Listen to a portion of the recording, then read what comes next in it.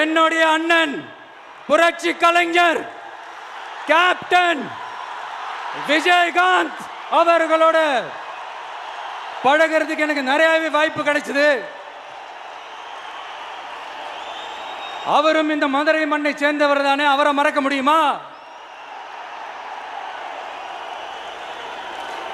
தமிழ்நாட்டு மக்கள் உணர்வுபூர்வமா உண்மையா நம்ம பக்கத்திலே நிக்கிறவங்க, அதுக்கு ஒரு மிகப்பெரிய அடையாளம் தான் இந்த மதுரை மண். நம்ம தமிழக வெற்றி கழகம் கையில் எடுத்திருக்கிற அரசியலும் அப்படித்தான். உண்மையான அரசியல், உணர்வு பூர்வமான அரசியல், நல்ல அரசியல், நல்லவங்களுக்கான அரசியல், நாட்டு மக்களுக்கான அரசியல், நல்லது மட்டுமே செய்கிற அரசியல்.